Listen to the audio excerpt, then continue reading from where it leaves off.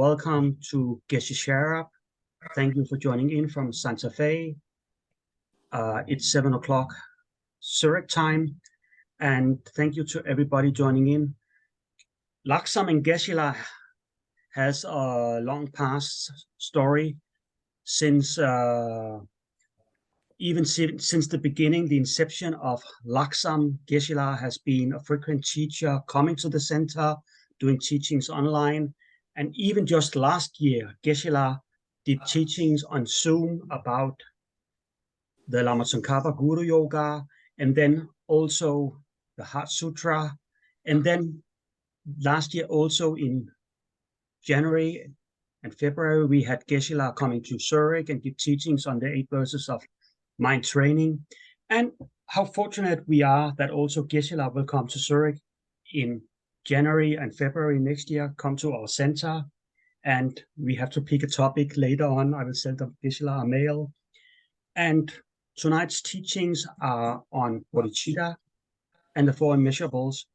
So before we hand over the word to Geshe, I would just like to sing a mandala. Is that okay?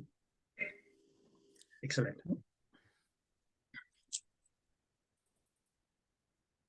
Sashi perki jing meto jamri rablingji nihidek yan pani sange du mekte uwagi rokunam dashin la chepak so iram gururatna mandalakam niyatayami. Thank you. Thank you. Good evening, everyone. Again, it's lovely to see all of you again after a while. And thank you for joining. Hi.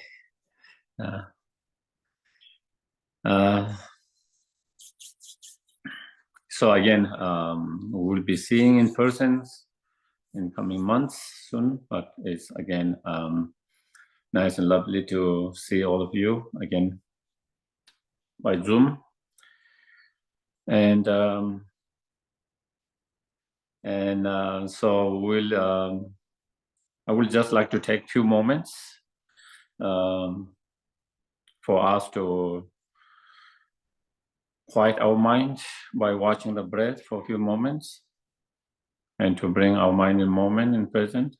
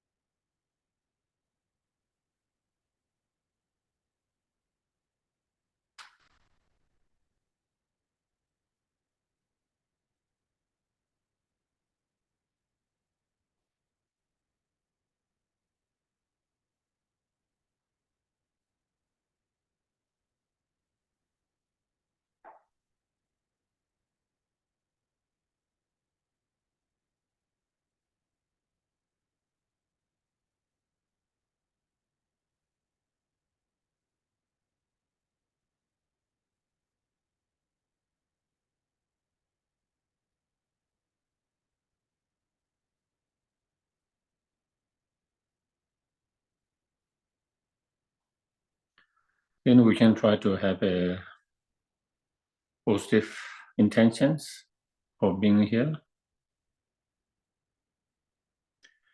And we can think, may us coming here together to listen, to engage in discussion, reflection, contemplations.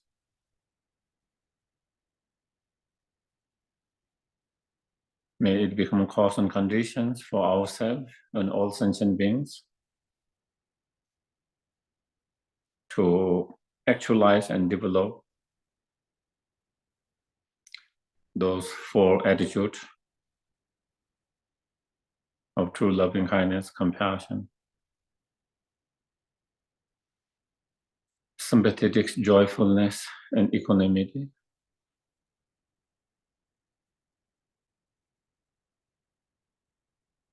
which is even more needed in this difficult time.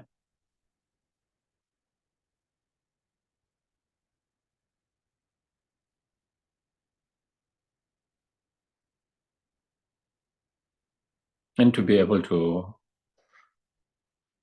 generate and improve the to Bodhicitta mind, the ultimate and relative Bodhicitta mind.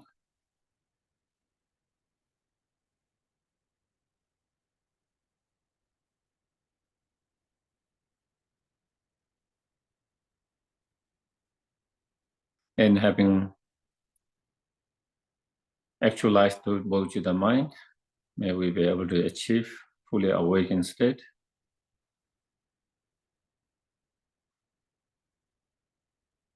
So we can be greatest health benefit unconditionally, without any bias, to each and every sentient beings, and all the time.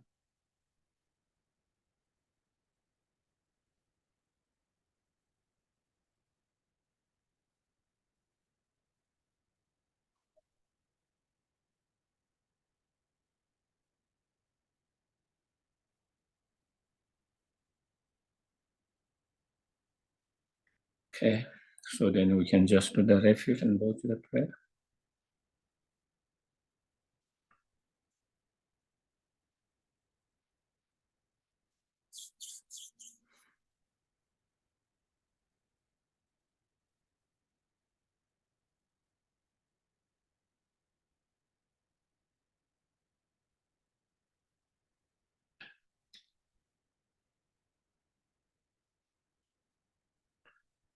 I take refuge until I'm enlightened in the Buddha, the Dharma, and the Supreme Assembly. By my merits of listening to the Dharma, may I become a Buddha to benefit transmigrated beings.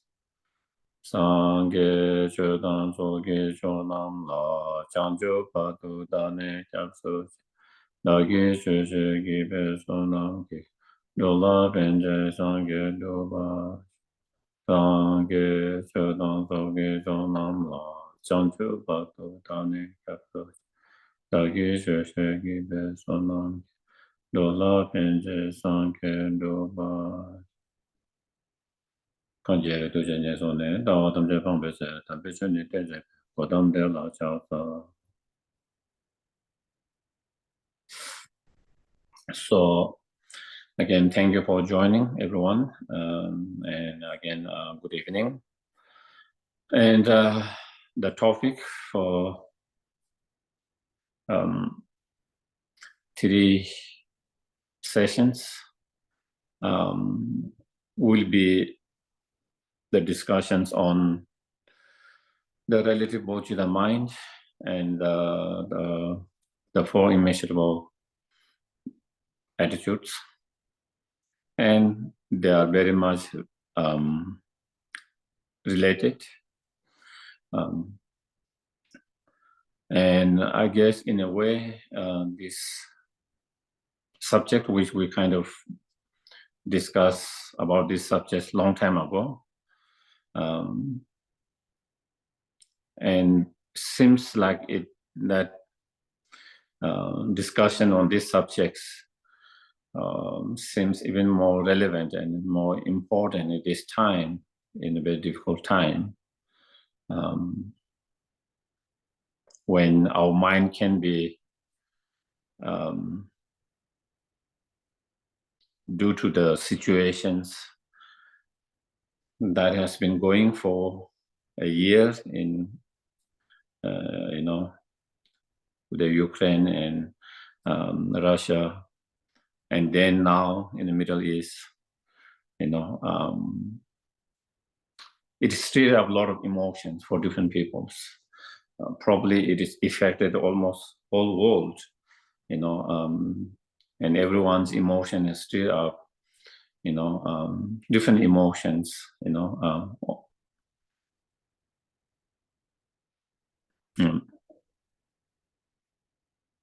whatever, sense of shock, sense of sadness, sense of frustrations, desperations, and compassions, feeling compassion for some, at the same time feeling anger for some, you know. So again, you know, it stirred up all kind of emotions while we feel sad, compassions for sudden. At the same time, it also can stir up sense of a lot of negative feelings towards some others.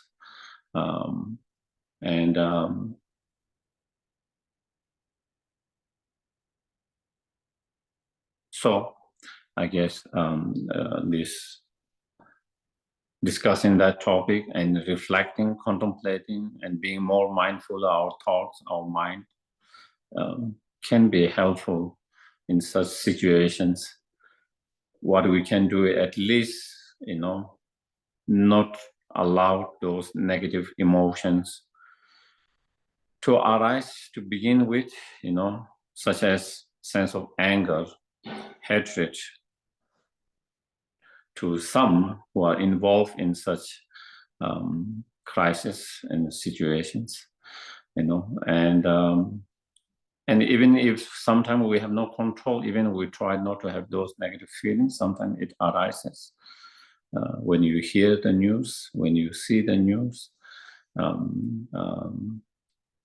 you know.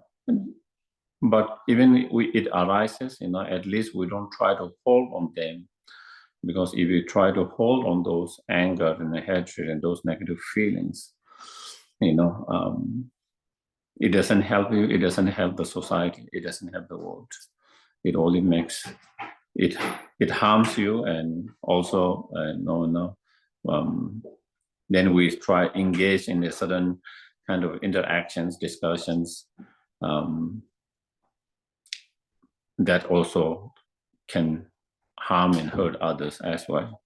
And you know, and at least, you know, we try not to have those negative feelings as much as possible. And even if it does arise, as being mindful of that, aware of that, and not holding on them and trying to let it go as soon as possible, and trying to cultivate good thoughts towards everyone, trying to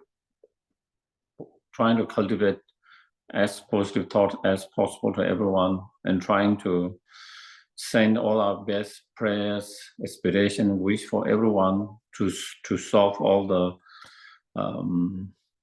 problems, you know, to solve the problems, that there is less destructions, there's less pain, less suffering for everyone involved, directly, indirectly, you know.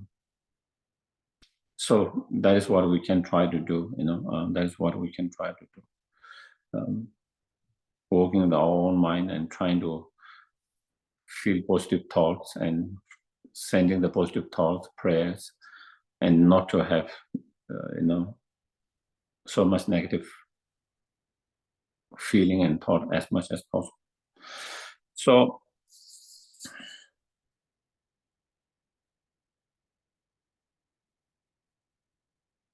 and of course, you know, it's much more harder to have positive thoughts in such situations, you know, towards certain groups that is involved, or certain individuals or groups that is involved in such conflict, be it in the war between the Ukraine and Russia that has been going for long times, directly and indirectly. So many countries are involved in that war, you know. And so again, you know,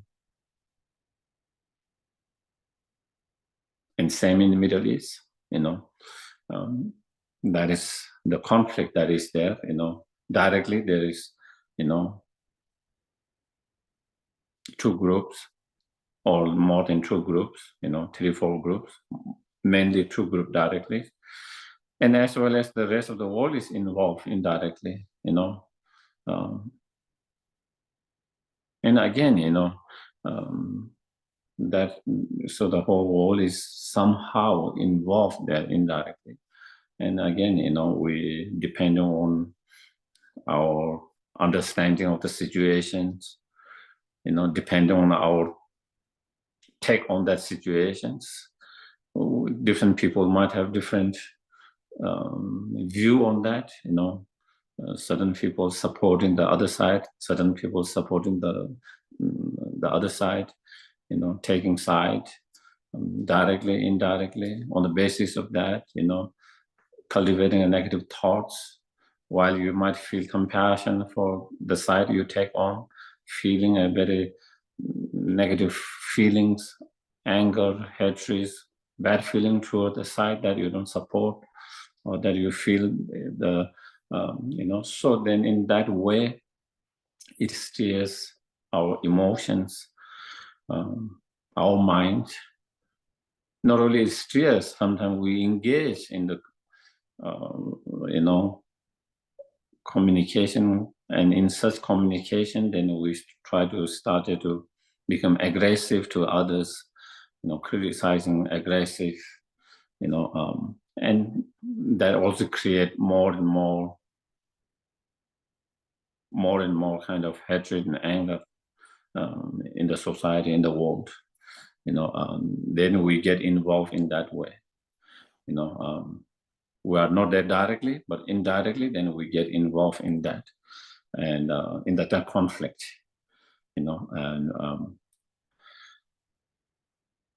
And not only get involved directly, indirectly in that conflict to solve the conflict. If we can get involved to solve the problems and the conflict, that would be great. That should be the one.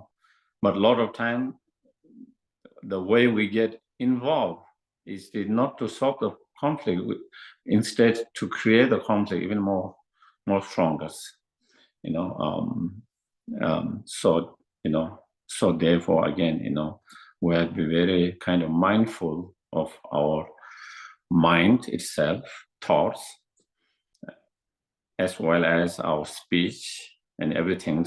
Whether by me engaging that, am I giving more fire to the conflict, or am I trying to fill more water to the conflict, the fire of the conflict? And something that what we don't want to do is to give fuel to the fire that is burning. If we can kind of help to take the fire, or reduce that, then, and otherwise, watching our mind thoughts, especially while we are mindful in such situation, because in such crisis and conflict and situations, our mind,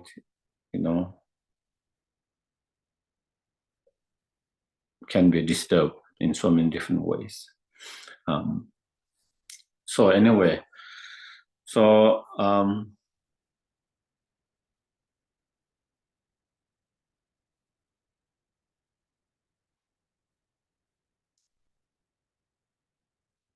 the practice of the four immeasurable, as many of you have seen it, as many of you have been reciting it, as many of you have been meditating, contemplating on that, is a beautiful prayer. It's wonderful, beautiful prayers, that you see. May all sentient beings have happiness and cause of happiness. May all sentient beings be free from suffering and cause of suffering. May all sentient beings never be separated from happiness that is free from suffering. May all sentient beings abide in equanimity that is free from bias or discrimination, being too attached to some too hateful to others. Such is not just prayer, it's such a wonderful aspirations, prayers, and such a wonderful attitude, to develop. And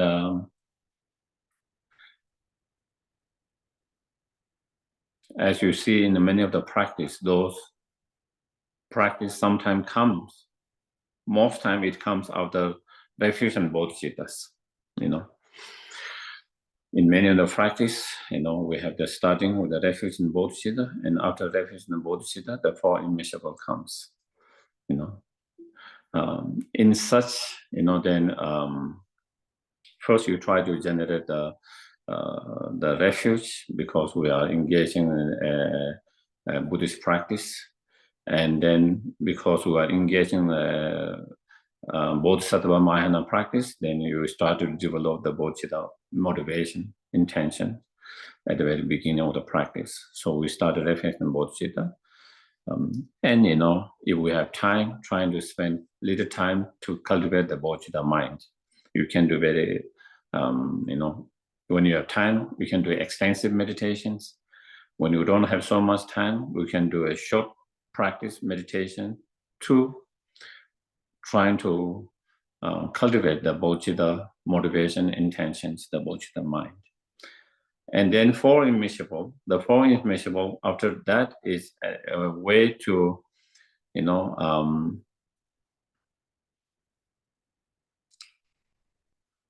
to improve the Bodhicitta mind that we have already cultivated.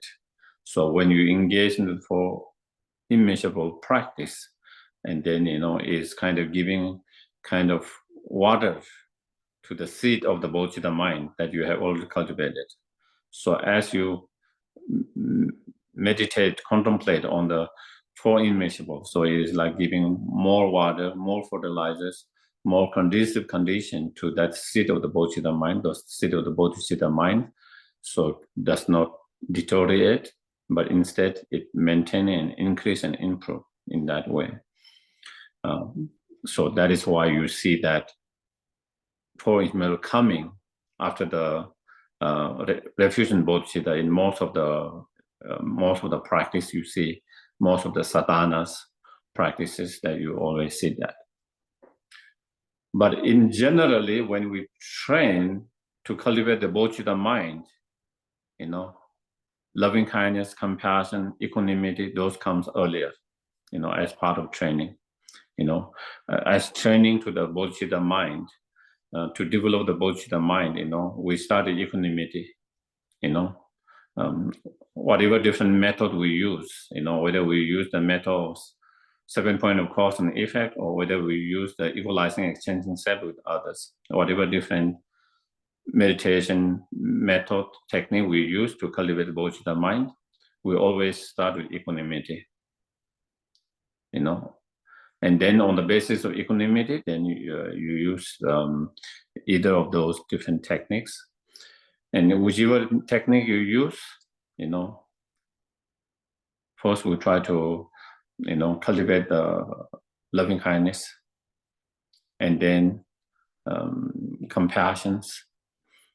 On the basis of loving kindness and compassions, then you develop the bodhicitta mind. So in that, then it comes earlier in terms of training sequences in that.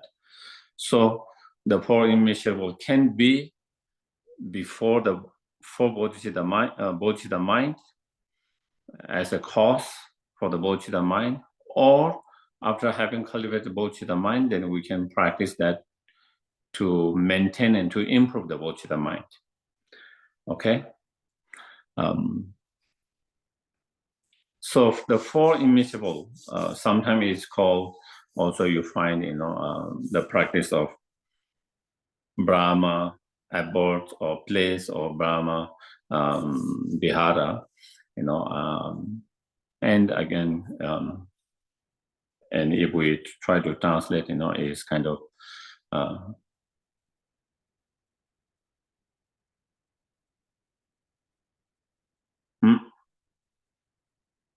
it's an excellent, kind of sublime state of mind. These four attitudes are the very excellent and sublime state of mind or attitude, and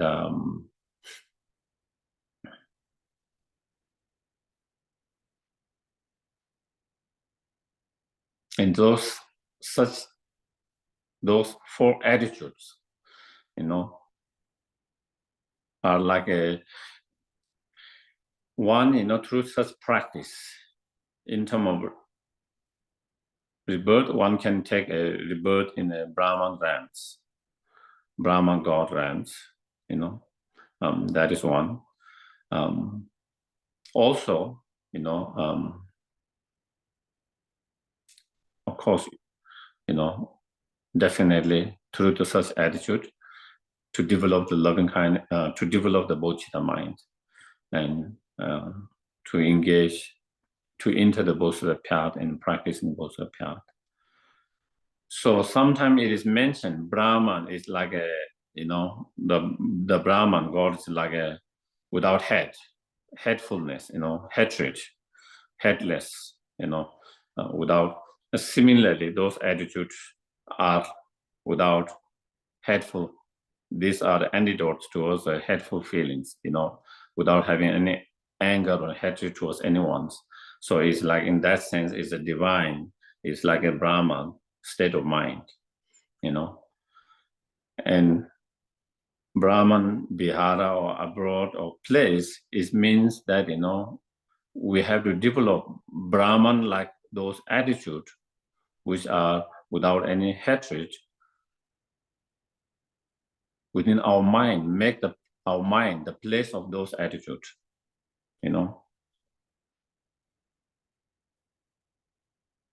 like a place where you, your place where you live your whole life, instead of just visiting, for example, with some places you just visit for a short time, but it's not place you do or live there. Same way is not just to have those attitudes once a while, like a short visit, but trying to make those attitudes kind of more like all the time, like your place of dwelling or place of living, making those attitudes part of your life, part of your mind all the time, So therefore, such Brahman-like attitudes, sublime attitudes, making them, holding in your heart all the time, place to feel home, it's like your home, place to feel your home in your heart, in your mind,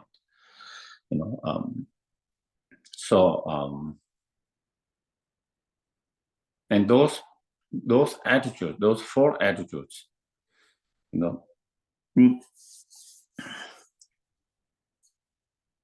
are the great remover of tensions. When there is a tensions between two individuals, when there is a tension between the families, neighbors, when there's a tensions between countries, if those two individuals or two groups or the true country, if they can cultivate such four attitudes, there will be no tensions. There will be no tensions. The tension that they are feeling now with each others. So it's a great remover of such tensions, and it is a great peacemaker in a conflict, In such a conflict, when there's a conflict, again, whether it's two individuals or two family, two neighbors, two states, two countries, world, when there is a conflict, what can bring peace is such attitude, Anger, hatred cannot bring peace between those two who are in conflict. Only sense of such true love, compassion, such attitude, the four attitudes, can bring peace. So therefore is the great peacemaker in such conflict. It's a great healer,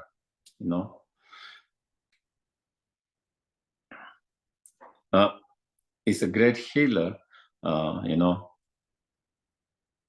in the sufferings, in the existence, love, compassion, sense of attitude of equanimity, sympathetic joy. Those are that can heal someone from being wounded by, anger, hatred, ill will feelings,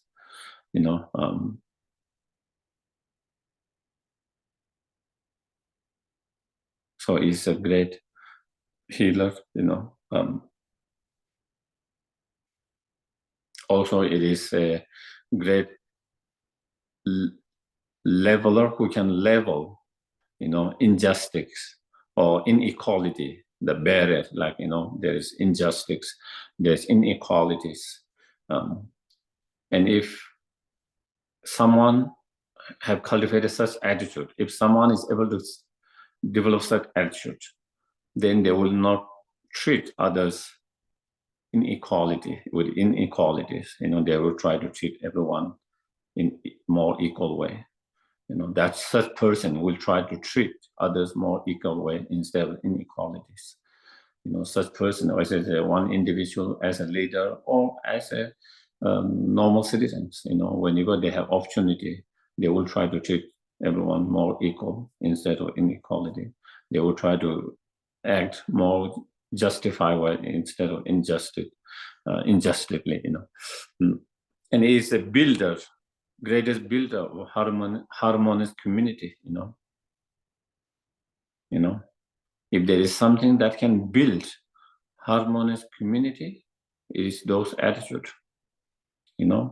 When the people who live in that community, if they can develop such attitude, definitely that community will live in a very harmonious, peaceful.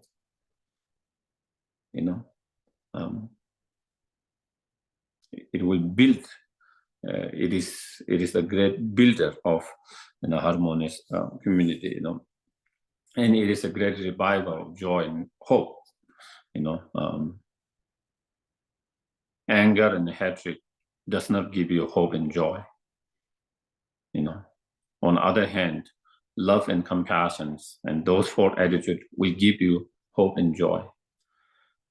And one of the reasons why I feel His Holiness Dalai Lama is always, despite what he have gone through, and his citizens, the Tibetans, and even though, despite he see all the conflict in this world, despite all the problem that he see in this world, and he feel it, at the same time, he's always so positive, so hopeful. Always never lose hope, never lose hope and never become negative, but always positive and hope. Is because of such attitude, because of such those attitude, because he has actualized and developed such attitude, because of such attitude with so much love and compassion and equanimity and all of that give him so much hope and joy, even in such painful conflict, crisis situations, and so therefore on an individual level and on the perspective of the whole situation of the world itself. And he is the great promoter of the human brotherhood in the world. That's something that can promote and bring together the brotherhood, sisterhood, as a family in the world, is those attitudes. If we can cultivate those attitudes, definitely you will feel everyone as your brothers, sisters. You will feel, regardless of your biological, whether you have biological connection or not, whether you know the person directly or not, whether you have met that person directly or not in the past, you always, whenever, even you feel a stranger you meet for the first time, you can feel someone like your own brother and sisters when you have that attitude, their attitudes, regardless of whether you know them directly or not, regardless of what their profession, regardless of what their genders, regardless of what their spiritual path, what their beliefs, you always will feel more brothers and sisters, so therefore those attitudes. So when we really think about that, if we really reflect, contemplate that, it is quite clear, we need to develop such attitude even more now than any other time. And these attitudes are something that we need to cultivate, develop all the time, definitely all the time, but especially in such time when there is so much conflict and crisis, and that creates so much divisions in the society, in the world, due to that crisis, due to that conflict, where it creates so much division and so much bad feelings and negative feelings towards each others, in that way it disturbs individual peace and the peace in the world itself, in the society. So the key to that is, that we don't get consumed and burned by such negative feeling and thought due to that kind of environment, conflict and crisis, is really trying to put effort to making effort and trying to put effort to cultivate such attitude is become very important and crucial.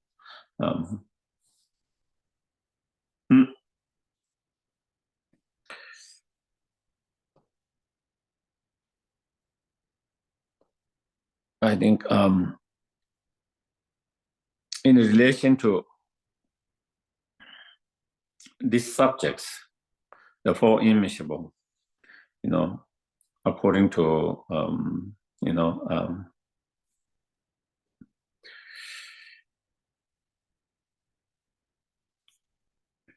I saw in the old path, White Cloud by Thich Nhat Hanh, one of the great Buddhist masters, and in that he gives it was a teaching that Buddha shared with his son Rahula, this Four Immeasurable, I think at one of the time about this practice. And of course it could be in many others, also many others sutras. In that, the way it says is Buddha saying to his son Rahula, practice loving kindness to overcome anger.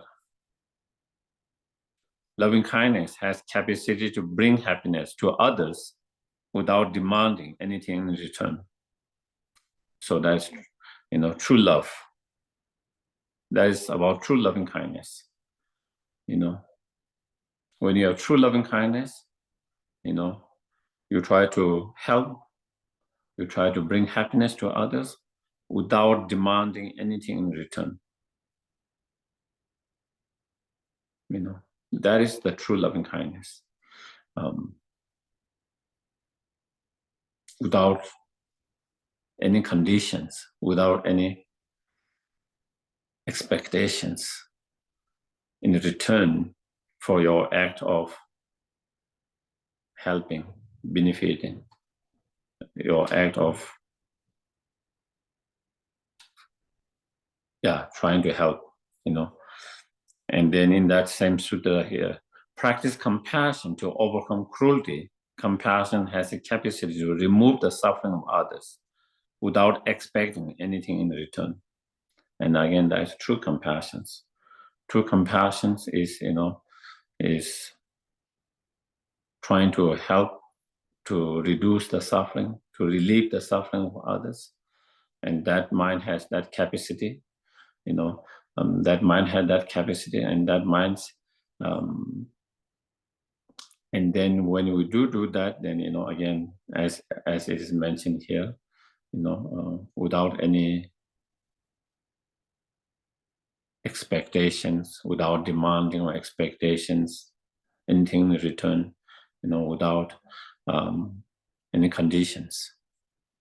And then practice sympathetic joy to overcome hatred. Sympathetic joy arises when one rejoices over the happiness of others and wish others well-being and success. So instead of out of jealousy, wishing others miserable and unhappiness, but instead of that sympathetic joy, we wish them all the best, all the happiness, all the peace, all the success. And through that, then it helps. It has the capacity. It helps to overcome anger, hatred, and jealousy. And then here practice.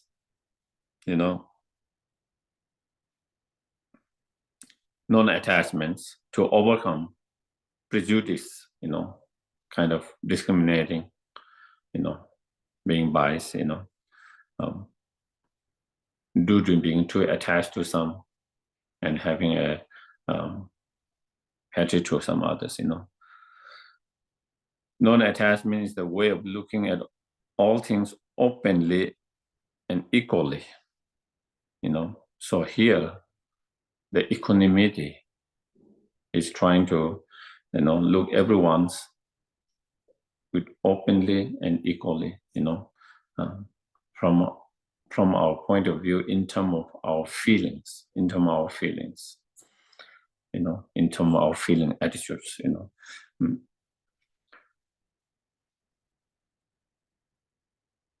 This is because that is myself and others are not separate. And because ourselves and others are not separate, we are interdependent, interconnected, and not only we and others, within the others.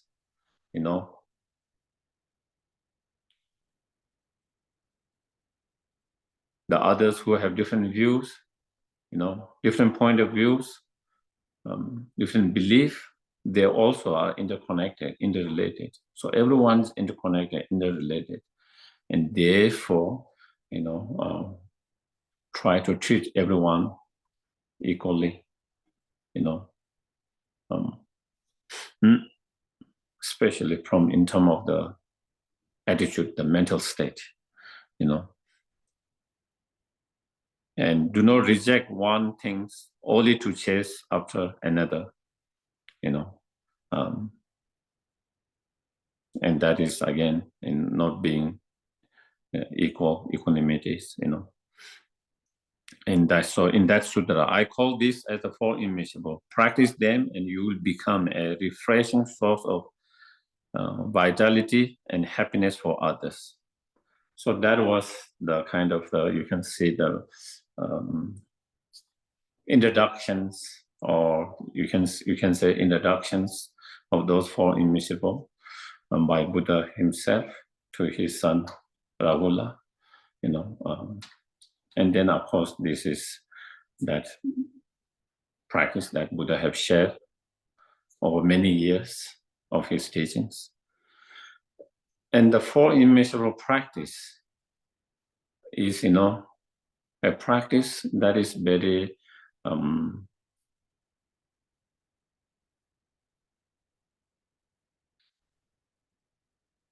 important practice, not only for those Mahayana and who are aspiring for be a Bodhisattvas and Bodhisattva path, but even those who are on Theravadan traditions, even those who aspire for the individual Arhat Nirvana, even for them, the Four Immeasurable practice are one of the core practice, important practice. So this is a kind of foundational practice for all the Buddhists, all the Buddhists,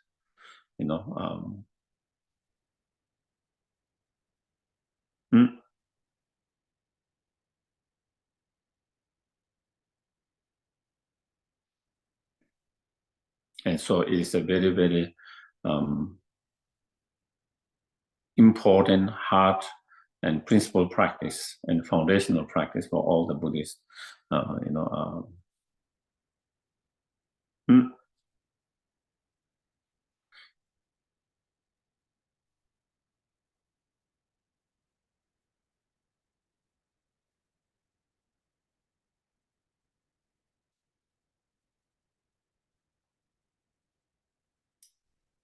And yeah, those practice should be core practice. This practice should be one of the main core practice to all the Buddhists, and yeah.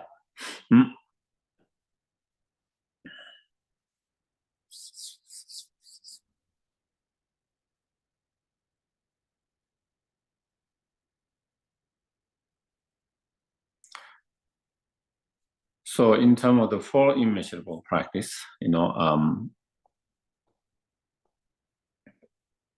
starting with the loving kindness.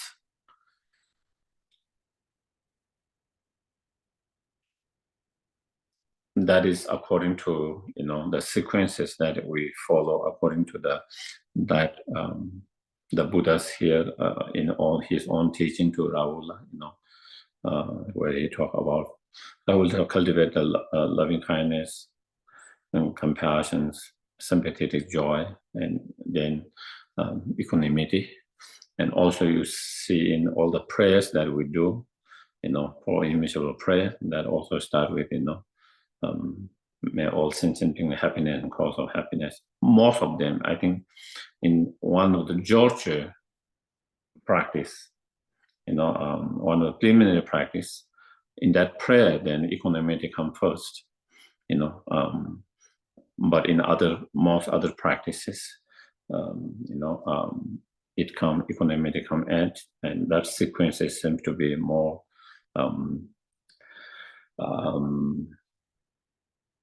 to that this teaching that Buddha gave to his son Rahula, similar to that sequences. Whereas in a preliminary Geshe practice, coming the equanimity first, that is more based on when you train in the Bodhicitta practice, then you start with the equanimity, and so that is based on that, according to that. So you can see in terms of the sequences slightly different in at least in those two practices. But anyway, so here we talk about from that. So loving kindness, the loving kindness is as a state of mind, as I mentioned, these four attitudes are excellent and sublime state of mind or attitude. They are kind of sublime, because they are kind of like the ideal, attitude or contact to help and benefit others, or living, so the attitude of loving kindness, or the mind of loving kindness, is the mind, that wish, and wanting other to be happy, sincerely. Okay, that is what you can say the definitions of loving kindness. The definition of loving kindness, is this mental attitude or mental factors or mental state, that truly and sincerely, from their depth of heart, from the bottom of their heart, wanting and wishing other to be happy,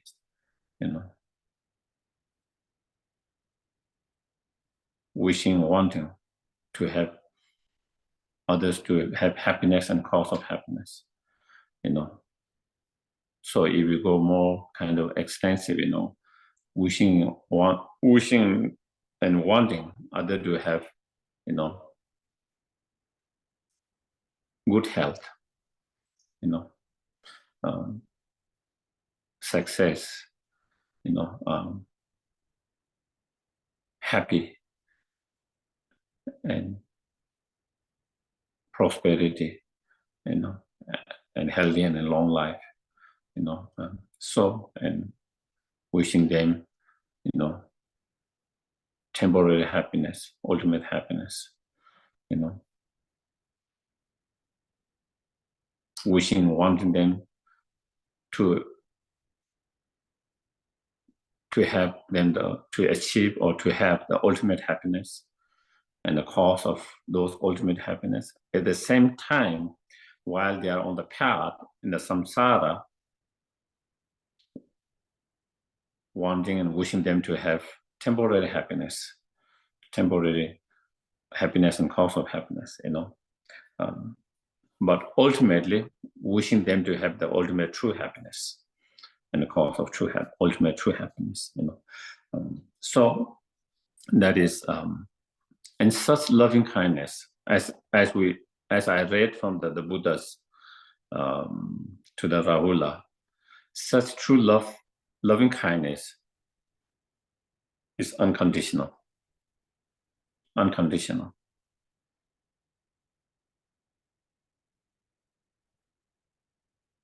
As Buddha said, without demanding anything in return, without, expecting anything in return,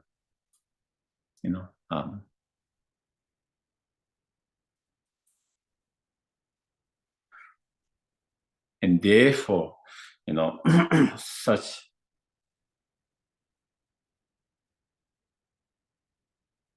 attitude of true loving kindness requires a lot of courage and acceptance. It requires a lot of courage and acceptance. It's not same like our conditional love.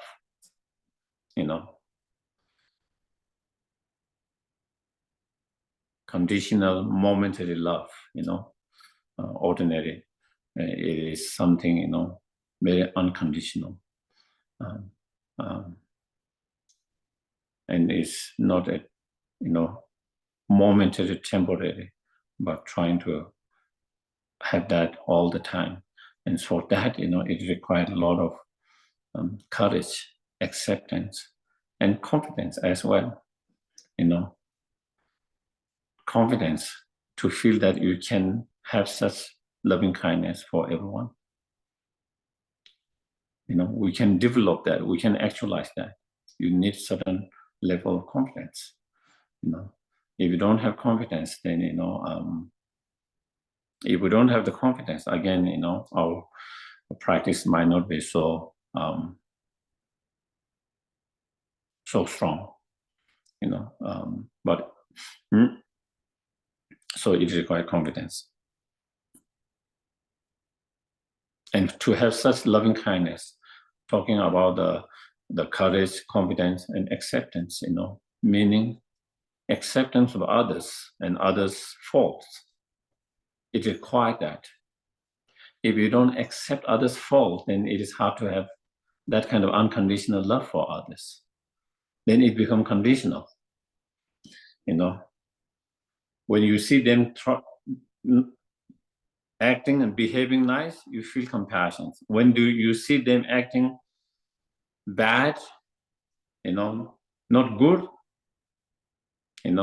then you lose your compassion. You lose your love and your love. So that is conditional. That is conditional.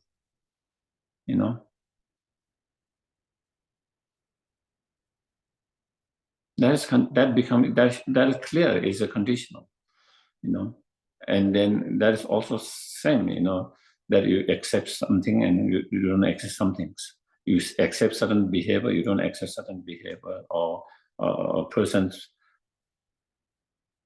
certain personality, or not accepting certain personality, basically not accepting their, kind of shortcoming, weakness, their faults. And same also to have such unconditional loving kindness to others, and also to have unconditional loving kindness to yourself, you also need to accept acceptance. Meaning, being compassionate, having a loving kindness to yourself, even when you are not perfect, even when we make sometimes mistake, because of our being not enlightened at the moment, because we are not enlightened at the moment, because we are still ordinary samsaric being, because we still have the delusions. And so therefore, sometimes we have mistakes, sometimes we make mistakes, sometimes we have faults, and to be able to accept that. If you don't accept that, then it will be hard to feel that loving kindness to yourself. You will not be able to accept. It will be hard to cultivate and develop loving kindness to yourself. And same way, if we don't accept the faults or shortcomings of others, also we will not be able to feel loving kindness to them when they are in those state of when they are in those moment or state of existing or at the time. So therefore, that is why, in order to cultivate and generate that attitude of true loving kindness all the time to all sentient beings, so then, it requires a lot of courage, acceptance, confidence. And then, another qualities, that feel like, look like loving kindness, but which is not really the loving kindness, is the ordinary love attachments. The ordinary love attachments. A lot of people think might think that is the true loving kindness. There's a huge difference between true loving kindness that the Buddha is talking about and such ordinary love and attachments. And so we have to differentiate those two things. We have to differentiate those two things and recognize those are not same state of mind. They are different state of mind. Those are two different state of minds. Ordinary love, compassion is almost opposite of the others. It's very conditional. The ordinary love and attachment is very conditional. Can be very selfish.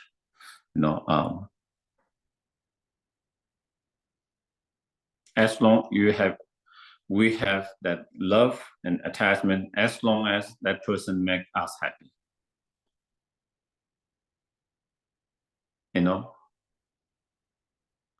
When that person doesn't make you happy, instead that person makes you unhappy, your love is no more there. The ordinary love, attachment, no more there. That's when you started to lose it. As long as others are nice to you, as long as others is good to you, as long as others is making you happy, giving you something, making you, whatever that might be, make your life feel your love, if because of that you feel like you are being loved, you are being someone there to rely on, depend on, then we feel that. But once you feel that all of that's gone, you don't feel that same love anymore. You don't feel same love anymore. So it can be very conditional and very selfish. That is why ordinary love does not last. That is why relationships are up and down, because that change.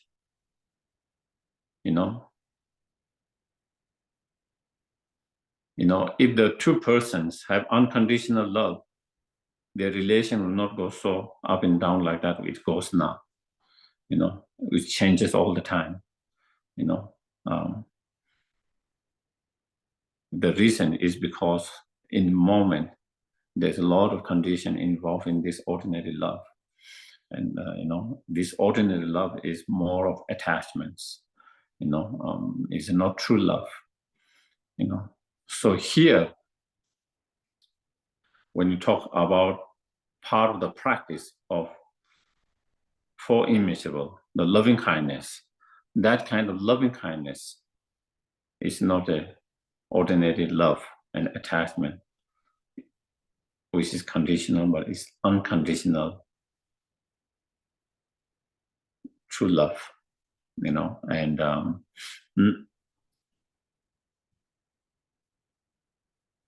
in that, you know, whether someone is nice to you, whether someone is not nice to you, whether someone is kind to you, whether someone is not kind to you, you always have that wish and want them to be happy, and always wanting them to be happy and wanting and wishing them to be happy and cause of happiness. You know, for us, you know, with the ordinary love, at the moment you feel love, and with that attachment, you wish that the other person's, you know, all the best, all the happiness, and then that person's, you know, become angry and, you know, criticize and accuse you and abuse you and insult you. You know, how do you feel then? Do you still wish them true from the depth of your heart, bottom? Will you be able to wish them happiness and cause of happiness? You know, most likely not. You know, most likely not. But it is a true loving kindness we are talking about, even when someone is not nice, you know, even cruel, even become insulting, even become abusing, you know, still in terms of your attitude and still your mind, you will be able to feel them and have that attitude, wishing them the best, wishing them the happiness, cause of happiness. You know, that feeling, that attitude and that feeling remain there, you know, because it's not, because it's not attached to any conditions. So it doesn't change because of their behavior, because of their actions, because of their attitude, you know, you feel. So you can see such loving kindness is not same like ordinary love, you know.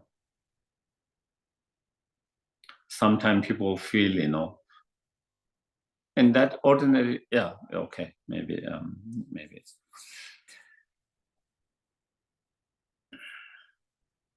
The opposite of such true loving kindness is anger and hatred towards someone, you know, and wishing them pain and sufferings, miserable, you know. That is the negative opposite mind of true loving kindness is, you know, wishing the others to have suffering, you know, cause of suffering, wishing them to have miserableness, you know, and cause of miserable unhappiness, you know, all of that. And that comes because of anger, hatred, because of bad feeling, evil feeling of hatred and angers, you know. Whereas true loving kindness act as an antidote to overcome such anger and hatred, and therefore, you know, it overcomes the wish to see others suffering, the wish to see others suffer, you know, instead wishing them to have happiness and cause of happiness, you know. And I think, yeah,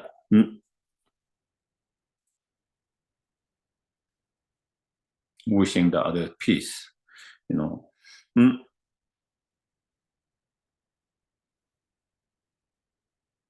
So this is important to distinguish the attachments or ordinary love from true love of loving kindness. You know, the attachment, the ordinary love, you know, is something that we try to overcome, something that we try to let go, you know, something we try to, you know, not have. On the other hand, we try to cultivate and improve and increase true loving kindness.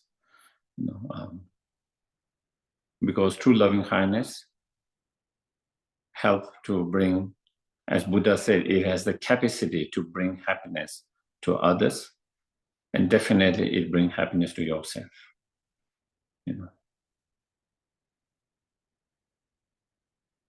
So therefore, it has the capacity, the potential to bring happiness and cause of happiness to others and yourself, everyone. On the other hand, ordinary love or attachments have the potential capacity to harm and hurt others and oneself. So one, we try to overcome it. The others, we try to cultivate it.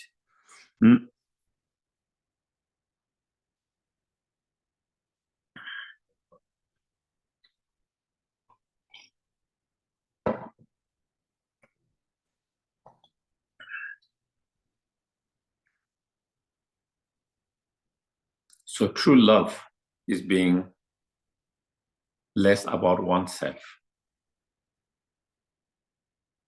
True love is being less selfish. It's not about whether others make me happy or not. It's more about, they want to be happy and we wish them happiness. True love is not about whether they make my life miserable or whether they make my life more enjoyable. It's not about whether they have been nice to me or they have not been nice to me, whether they will be nice to me or not nice to me, whether they love me, whether they like me, or whether they don't like me or they don't love me, whether they care about me, doesn't care about me, nothing to do with that. When it is all about that me, whether they are nice to me, whether they love me, whether they care me, whether they have affection, it is more of self-interest. There's some selfish self-interest involved there. That is why it's ordinary love. Attachment is not true love. And here the Buddha's advice, the teaching to cultivate true love, loving kindness, is beyond that. It's beyond that, without any self-interest and selfish attitude, it's all about, the others want to be happy, wish to be happy, and they have right to be happy. Everyone has right to be happy. On the basis of that understanding, then, feeling the wish and wanting and wishing them to be to have happy and cause of happiness. So that is that's the true loving kindness. In terms of the benefit of loving kindness, in terms of, sometimes it might feel like a little bit kind of selfish even to think about those benefits. But sometimes for us at the very beginner, it can be some encouraging as well. And hopefully as we improve with our practice, we don't think of the benefit of those practice for self, but at the very beginner, when you are to inspire us, it can help, not only it help others, but it also help us to understand that. So in terms of that, to that, Nagarjuna said, he said, even offering 300 bowls of food, meals 3 times a day, every day for thousands of years, eons, does not match the spiritual merit gained in one moment of true love. When you are able to feel that kind of true loving kindness, even for a moment. We are not talking about the ordinary love. We are talking about this true, true loving kindness. Even you are able to feel that, if you are able to cultivate that, even for one moment, you create spiritual positive energies, spiritual positive force of energy or merit. Then making an offering of 3 meals a day for eons, and again, to be able to make progress in our spiritual path, we need a lot of those merit, conducive conditions. To help others, we need a lot of merit. If we don't have merit, even if you have the intention, sometimes, we are unable to help others. We're unable to help others. So you need a lot of those positive energies, forces of merit to help. So therefore, again,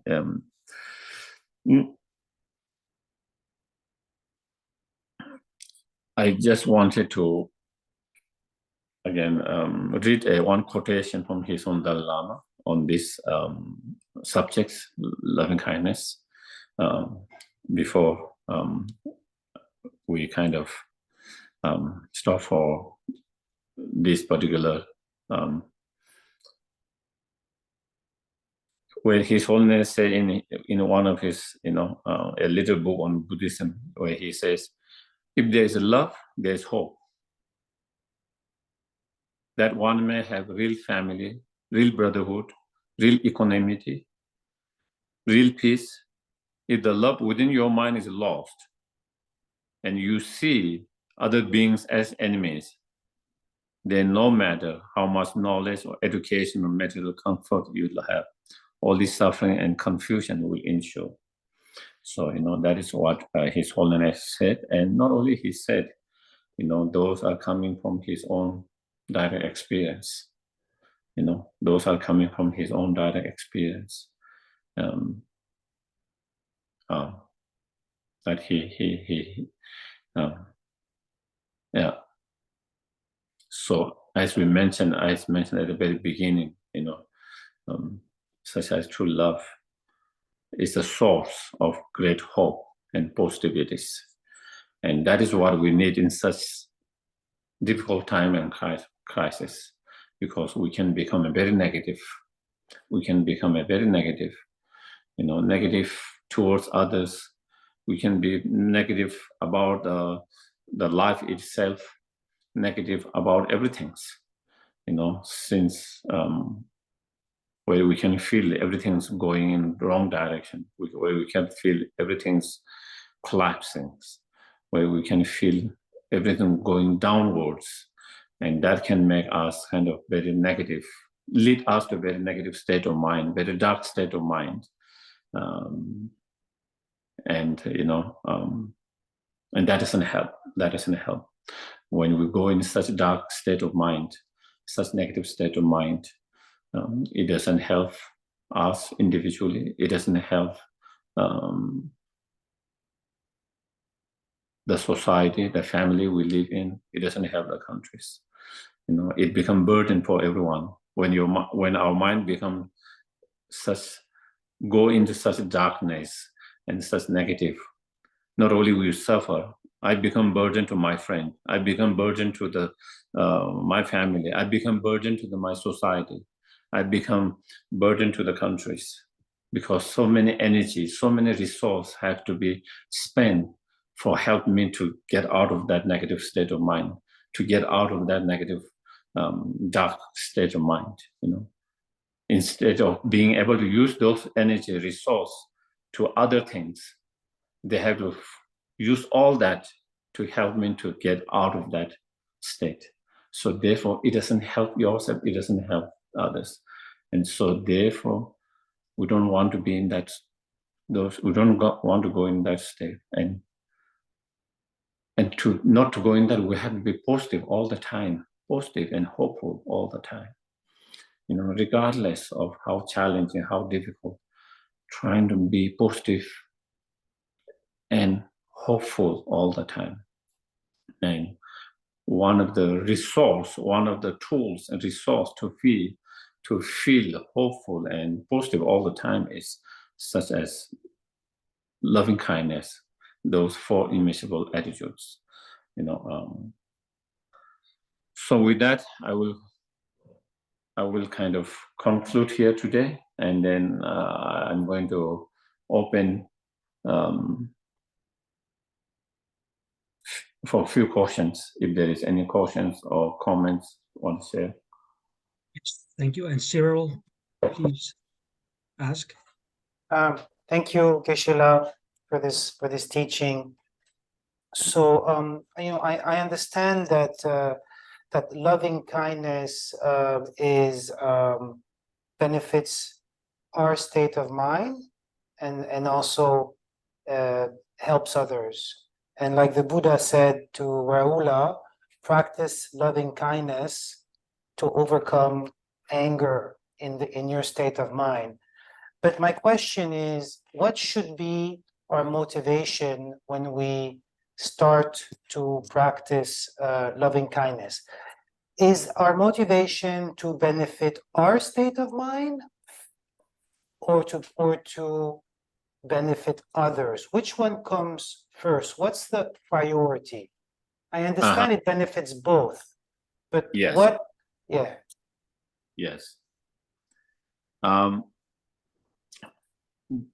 think it depends on individuals. Okay.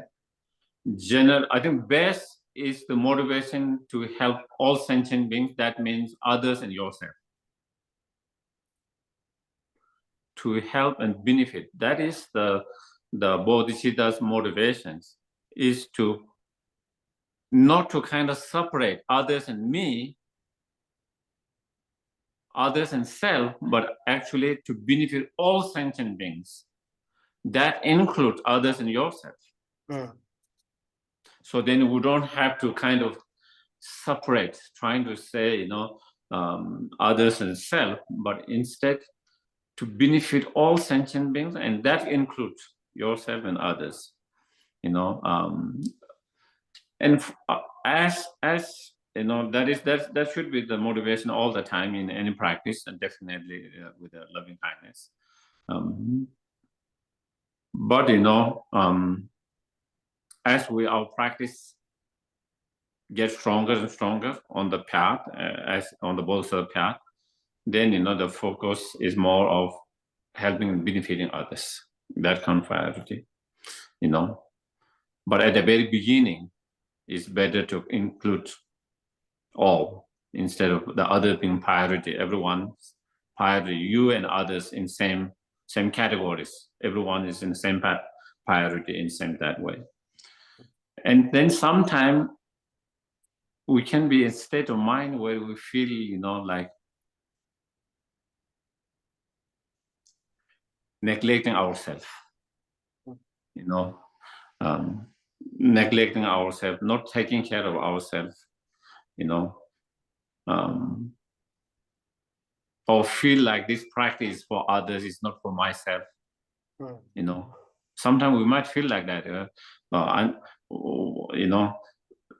I'm neglecting myself, I'm not taking care of myself. This practice is to help others, and I don't feel like I have energy to help others. I don't feel like I have energy to give to others. In such situation, then it's good to reflect on the benefit for the self. When you try to, in such situation, when you are in that state of mind and such time, then it's really good to reflect on benefit. It is not only benefiting others, it is benefiting yourself. So being aware of that. When you are being aware of that, then it is not just about helping others, it's also helping yourself. It's not only benefiting others, it's also benefiting yourself.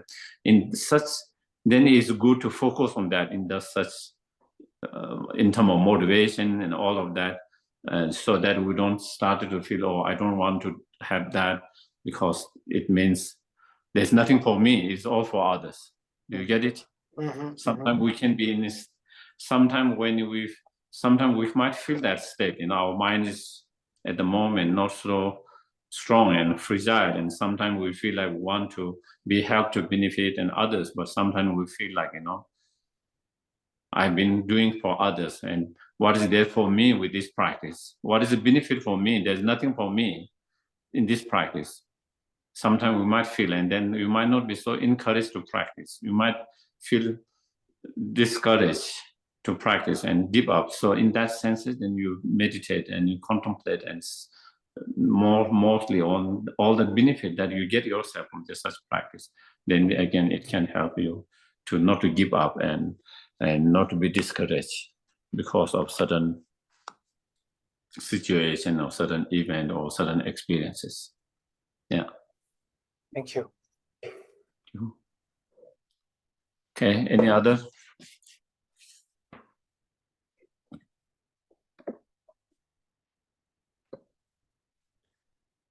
If not, then yeah. Yes, I have a small question about the current situation where people are taking sides and conflict. And I heard what you said, Geshe, about love gives hope, and so many people here tonight are full with love and compassion.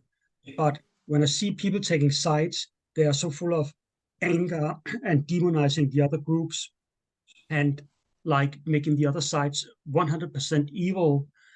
It's difficult for me to see where's the love in this, because of course they feel love for themselves and their country, race, religion, city, but where's the other part of the love? It's difficult for me really to see what can I do except for love what I do, love the people I love.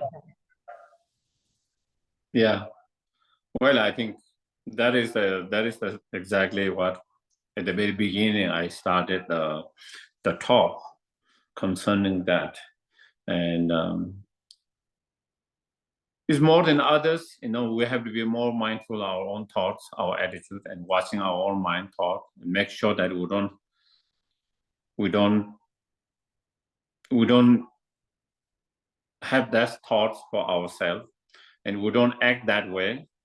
So that is what I cannot control what other things, what others says, what others do, including my friends. I cannot really do so much of that, but what I can do is make sure that I'm mindful of my thoughts, and so that I don't get negative feeling towards certain group or certain individuals, based on that. I might agree their actions. I might not support certain actions, certain policy, or I might. That's one thing, but not to have the bad feeling, negative feelings. And if you don't have that negative feeling, bad feeling, you will not express that. In terms of your writing, in terms of discussion with others, trying to put the other down and feeling how, as you said, trying to put the other side like an evil and all of that, and that comes through that kind of emotions, moment of those emotions, and so therefore the most thing is work with our own mind so that we don't become negative ourselves. I think that is all mostly that we can do it. Yeah, trying to send the positive feelings, the prayers, that everyone's find a peace, good solution to the conflict, crisis, that there's less pain, less suffering, less destructions, and wishing everyone to have happiness, true happiness, and so yeah. Okay, so then we can do the dedications. Yeah. Thank you, Geshe. Thank you. Yeah.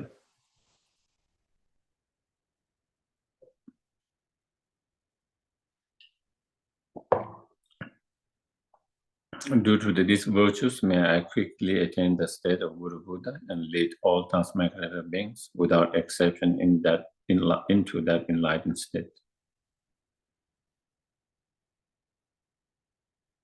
May the precious Supreme Bodhicitta not burn, arise and grow, and may the arising not decline, but increase more and more.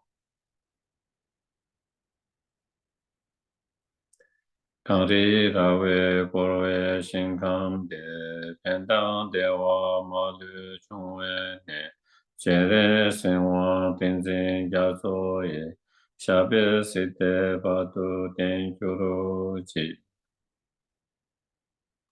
Thank you very much. Geshe. Thank you for addressing this really difficult subject and problems around the world right now, and encouraging us and giving us hope and giving me hope. So thank you, and looking forward to next week. And thank you everybody for joining in tonight. Thank you, Hope to see you again. Thank you.